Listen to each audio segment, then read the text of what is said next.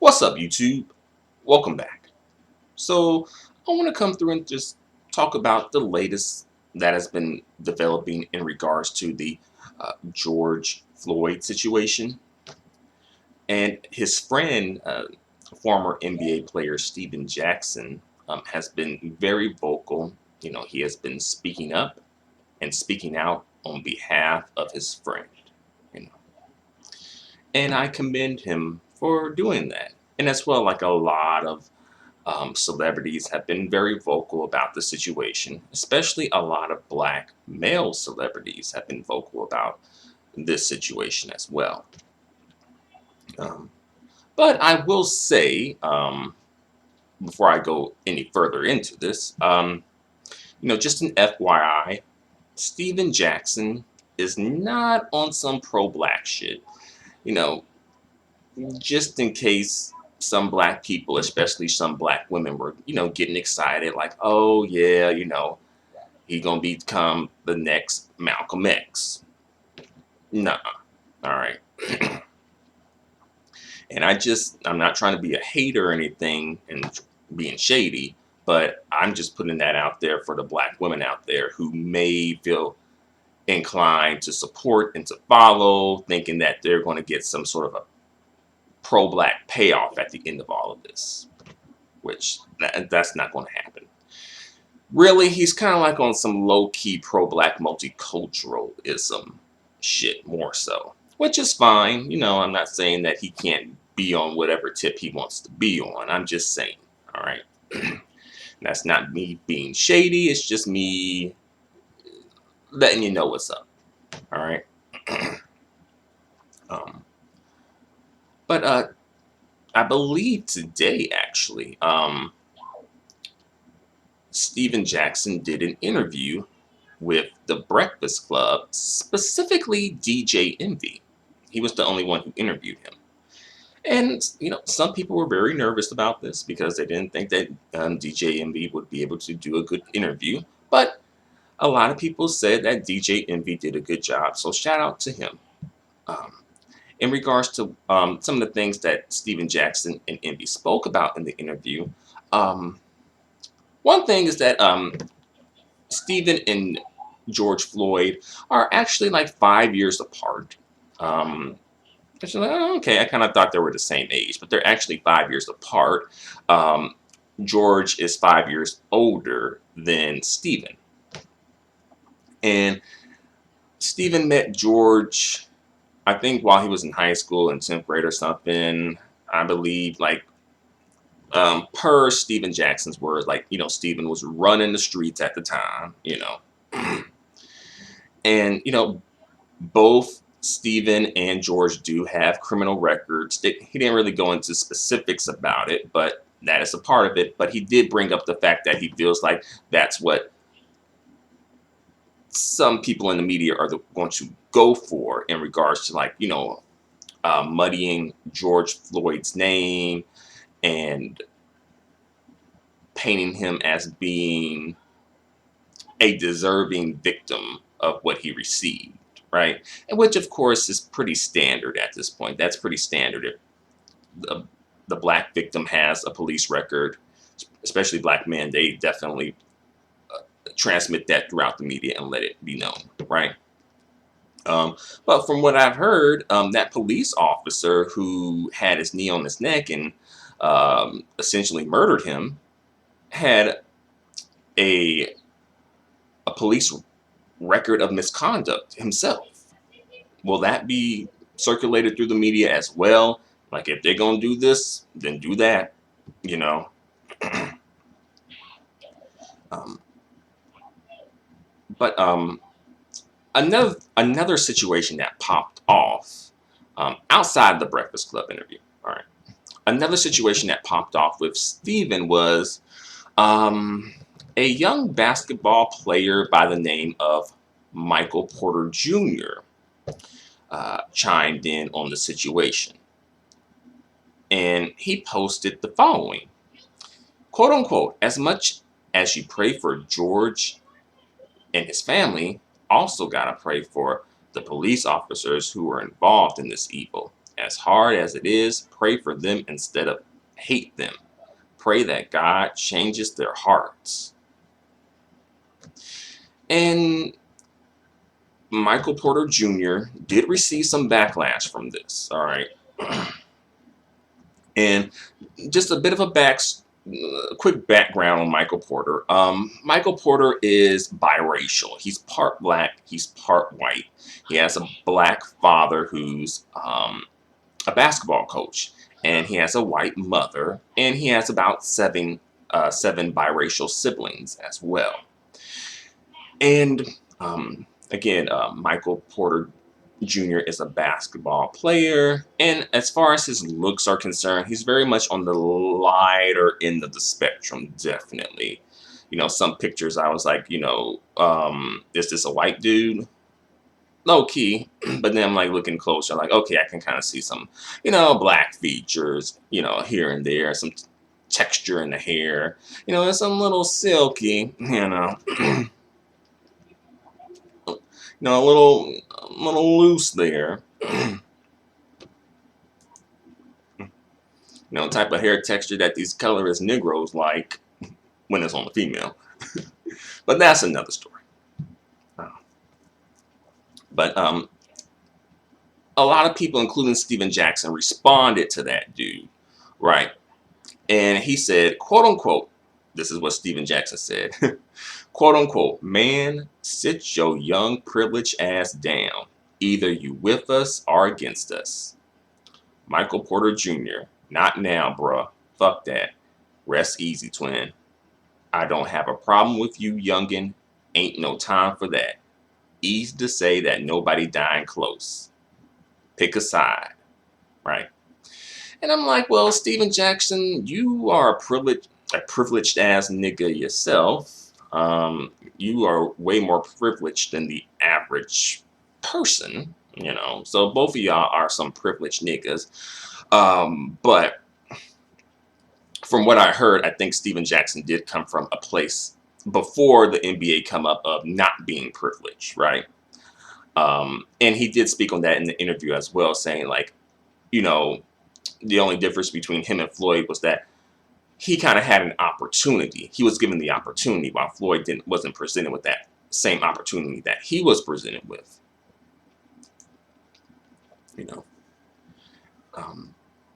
And as well, he did, Steven Jackson did try to help his friend when his friend asked him for help, As well, he even helped his, friend's mom, as far as helping her pay rent when Floyd got locked up. Not sure for what, but he helped with that, and he kind of wound up, I guess, during that situation, wound up kind of, becoming acquainted with his mother due to that. But Steven Jackson also posted the following that I would like to share. That's really interesting here. So Steven Jackson said, quote unquote, a line is being drawn today. No more playing both sides. No more being black when it's convenient for you. Well, when it's beneficial for you, as he put it. Either you side with what's right or condone what's wrong. You choose, but today is the day. On twin, you can't love me and not my people. And he goes on to say, you with us or against us. Seems like everyone want to be black until it's time to be black. Love to all who have love for all. Now, I'll say that when it came to Michael Porter Jr., I kind of thought that he may have been raised by like a white single mom, since we blaming single moms for everything. But,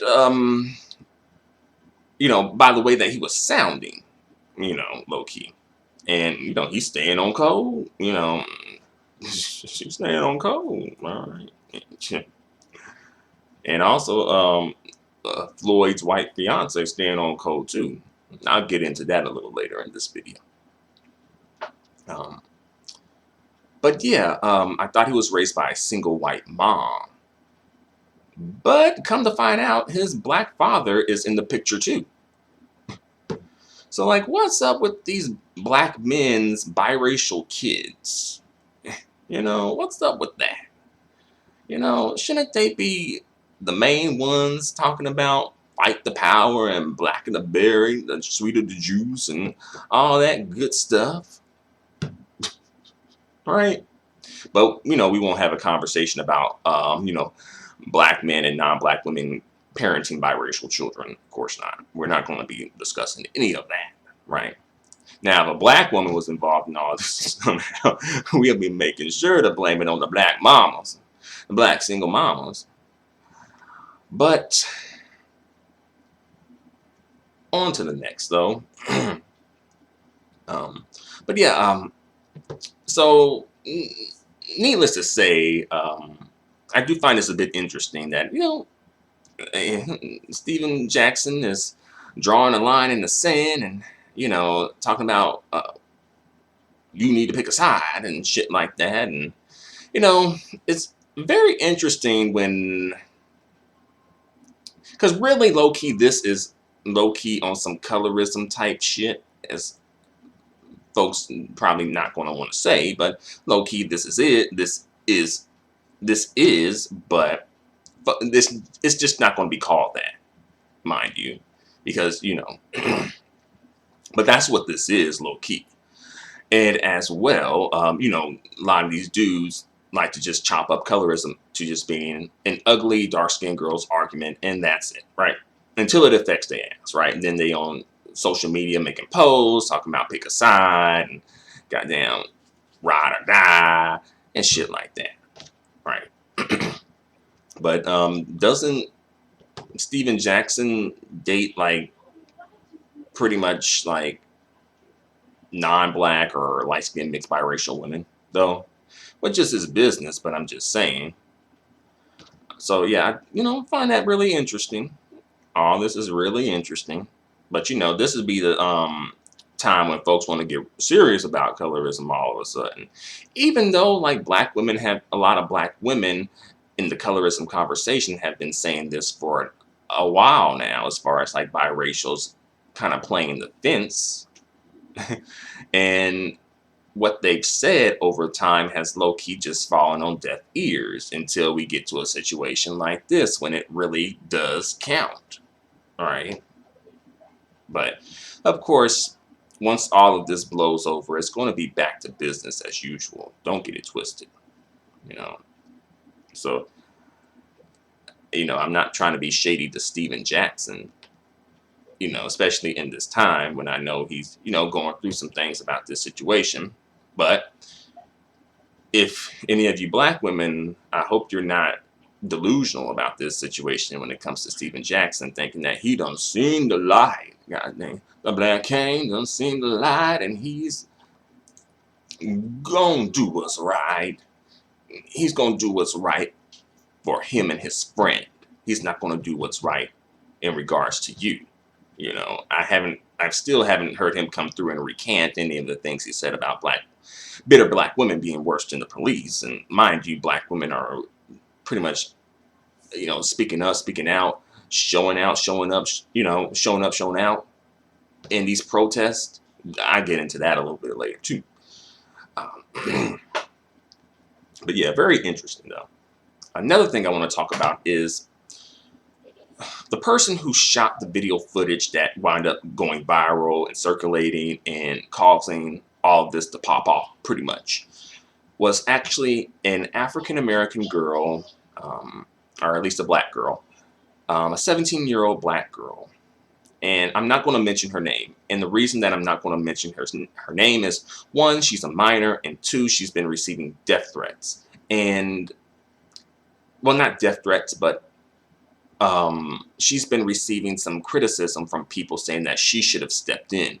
She should have stopped it or tried to stop it. And I'm like, whoa, are y'all serious? Like, people are coming at her saying that she should have stepped in and helped, stepped in and stopped it. Like what the hell was she going to do against 4 racist, or at least assumably racist, male cops? with batons, handcuffs, pepper spray, tasers, guns. What the fuck is she gonna do? And notice they putting this on a black girl who's not even, you know, legally considered an adult yet. She on the edge of 17 and all that. That's nice and all, but she ain't an adult yet, right? And what if she did try to help George Floyd? What if she did? And what if she got seriously hurt, injured, caught a felony case, or lost her life? Like, how this would play out would be black people would blame her, both black men and black women, saying this is what happens when you are a strong, independent black woman. All right. Should have just stayed out of it, right? Sandra Bland, Corinne Gaines, like they were on some pro black shit when they got caught up, right? And Sandra Bland did receive some support, you know. But it was more so because of the questionable hanging situation versus her with the cops being arrested and that situation, right? And when it comes to Corinne Gaines did not receive nearly any support, not nearly as much support as heck, even Sandra Bland, but she didn't receive much support at all. Folks were blaming Corinne Gaines, and Corinne Gaines, she was on some pro-black shit when she got caught up too. And at the end of the day, that's pretty much how it would play out if that 17-year-old African-American girl tried to help,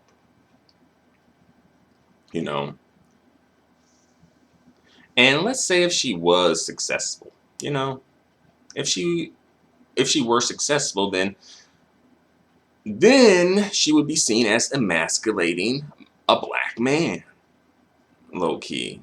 And I don't think she would even be really celebrated much either. It would be, at best, it would be her being ignored. Then some people might flip the script and talk about black women always trying to emasculate black men, So I kind of think it was just a lose-lose situation. But if she got involved, it would definitely be a triple lose situation there. All right. And another thing that Stephen Jackson said during that Breakfast Club interview that stuck out with me was that his daughter, he has a 6-year-old daughter, and when he received the news about his friend's death, he was with his 6-year-old daughter, and he was going crazy pretty much.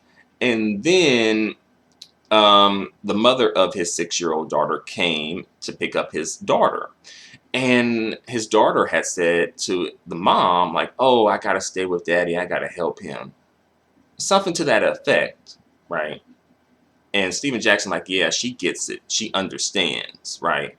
Because DJ Envy asks him, like, oh, how do you explain this to your children? Or do you explain this to your children? Things like that. And I find that to be really interesting that at 6 years old, this young girl is, keep it real, low-key on some mammy shit. Already at 6 years old, talking about she needs to stay with her daddy and help him, right? Shouldn't it be the other way around? Shouldn't the father be here for his daughter, right? The father is helping the daughter, but yeah. And again, it's in the interview with the Breakfast Club. That interview is about between 15 and 16 minutes long, all right? And it happened toward the end, all right? And, to black women, like, get off the front lines of that protest before you end up like George Floyd, and your story won't cause nearly as much outrage because you're a black woman and your stories just don't sell through the media like black men's stories do. So I think y'all might want to take a step back, I know YouTube user Lovely T was a part of protest at one point or another. And, I think someone said she had like a lung condition or something too. I'm not sure about that. It was just, word on the curve. But I'm like, yeah, you might want to fall back a little bit. I can understand you want to find, support in some way or somehow, and, things like that. But, you know, and I heard somebody lost their life in the protest recently as well. I don't know who or the identity, but nevertheless, someone did.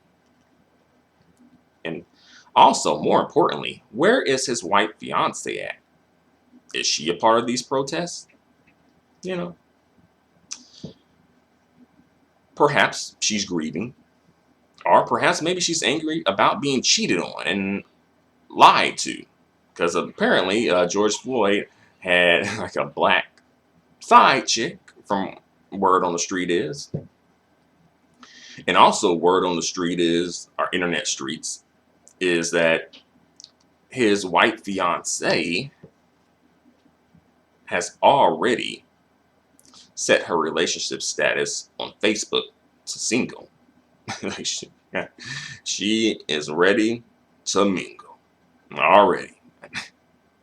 I'm like, and she also talking about George would not want this, or Floyd. I'm not sure what he goes by. I think Floyd, but Floyd would not want this. He would want, grace. He would want grace, and all that pretty much low key shit about not doing anything, basically, right? And Rebecca is staying on code. I'll tell you that, right? And someone posted in the comments section of one YouTuber's video that saying something to the effect of like, there has not been one BBC in history that has made Becky go off code. And, keep it real. That is, from what the looks of it, it seems to be the case. Because I don't think this woman is going off code at all. She is just sitting back, and not protesting. She's sitting back and being unbothered. And also, like, I heard, this is what I've heard, that like his black girlfriend, I don't know if she's a side chick or not, I don't know, but I heard that she was part of the protest.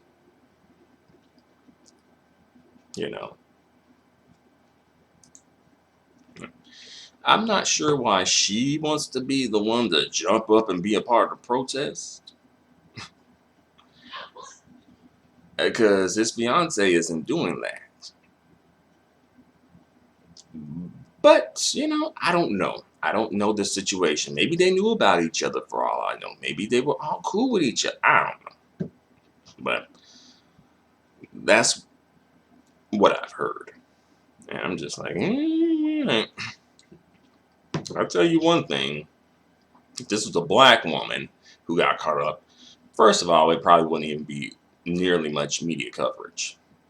And even still, if she was caught up with if she was caught up and come to find out she had a white fiance, they'd be like, scratch, next. And also a black side dude, next, right? And would the black side dude be advocating for her? Probably not.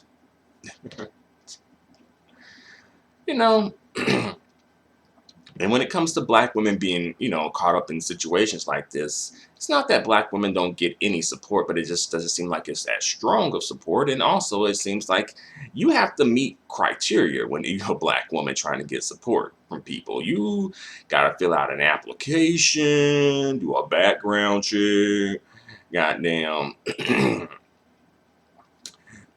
give statements for your bank account for the last 4 to 5 years. Goddamn, you gotta submit all that and wait 4 to 8 weeks for a response. And then afterward, if you do get a response saying you have gone on to the next stage, then you'll come in for a face-to-face interview. And then if the face-to-face interview goes well, then you will wait an additional 2 to 4 weeks for them to possibly approve your application for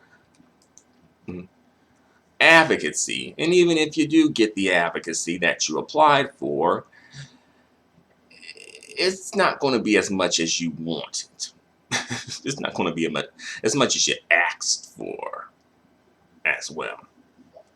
So yeah, that's pretty much how it goes down, right? And if she swirled anytime in her lifetime and they can find that out, scratch, you automatically application denied. All right. If there is some evidence of her being anti-black men specifically, scratch, application automatically denied. All right. So yeah, that's how it goes. But I just wanted to come through and just speak on a couple of things that have developed since my previous video that I posted, and just wanted to bring some things to your attention and just let you know what how things are going, and just kind of like do an update more or less, right? But hopefully Floyd and his family, hopefully they can get some justice. Hopefully they can get a settlement as well as some justice. Hopefully that cop with his knee on his throat gets the death penalty or at least life in prison, and as well, and the other 3 cops can at least get an accessory to murder charge put on them as well. Hopefully. But that is of course developing as we speak. But for now, let me know what you think in the comments section. But for one more thing though, completely off topic, but I just wanted to come through and speak on this for a quick second. Jada Pinkett Smith did a Red Table Talk about colorism. It's all right. It's not anything that is just spellbounding. It's just like, whoa, it's okay. I mean, if you got extra, 24 to 25 minutes to spare, I guess you can watch it if you're interested, But you know how that goes when it comes to like colorism talks in the mainstream. You know how it's going to go. It's going to be watered down. It's not going to be coming through with that, nice extra flavor coming through with it, like adding extra sugar to the Kool-Aid. Nah, it's gonna be like that wine. It's gonna be that watered down Kool-Aid. It ain't gonna be that extra flavor Kool-Aid. It's gonna be that Kool-Aid where it's like, oh, I guess y'all was low on sugar or something. Y'all ran out of sugar or something halfway through. Yeah. But yeah, that's what I gotta say. So thanks for watching, y'all. Feel free to comment and let me know what you think in the comment section. Until the next video, adios and goodbye for now.